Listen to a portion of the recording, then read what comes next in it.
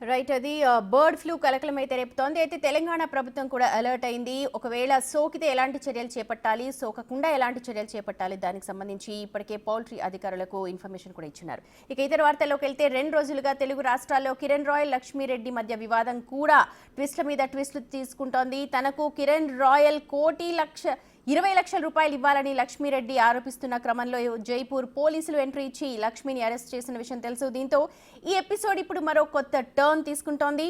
Cyber crime, ఆర్థిక లావాదేవీలకు సంబంధించిన కేసులో లక్ష్మీరెడ్డిని జైపూర్ పోలీసులు అదుపులోకి తీసుకున్నారు. ఈ క్రమంలో లక్ష్మీరెడ్డిని మెజిస్ట్రేట్ ముందు హాజరుపరిచారు పోలీసులు. కక్ష సాధింపుతో పాత కేసును తవ్వి ఇప్పుడు అరెస్ట్ చేయించారని లక్ష్మి ఈ సందర్భంగా ఆరోపిస్తూ ఉన్నారు. లక్ష్మి అరెస్ట్ పై ఓవైపు సైబర్ క్రైమ్ కేసు అంటూనే మరోవైపు పాత చెక్ బౌన్స్ కేసు అంటూ ప్రచారం సాగుతోంది. ఇక కిరణ్ రాయల్ నుంచి తనకు ప్రాణహాని ఉంది అని తిరుపతి ప్రెస్ మీట్ లో లక్ష్మి వివరాలతో సహా వెల్లడించిన వెంటనే జైపూర్ పోలీసులు ఎంట్రీ ఇచ్చారు. అక్కడ ఎప్పుడో నమోదైన కేసుకు ఇన్నాళ్లు మౌనంగా ఉన్న జైపూర్ పోలీసులు ఇప్పుడు రంగంలోకి దిగడంతో ఈ ఎపిసోడ్ పై పలు అనుమానాలు రేపుతున్నాయి.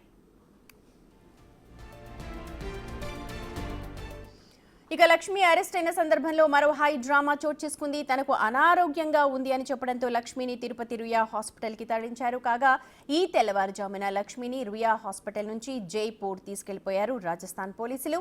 ఈ క్రమంలో తిరుపతి పోలీసులు చెన్నై వరకు బందోబస్తుగా వెళ్లారు. వరుస నాటకీయ పరిణామాలు చోటు చేసుకుంటున్న ఈ కేసులో మున్ముందు మరిన్ని పరిణామాలు చోటు చేసుకుంటాయో ఉత్కంఠ నెలకొంది.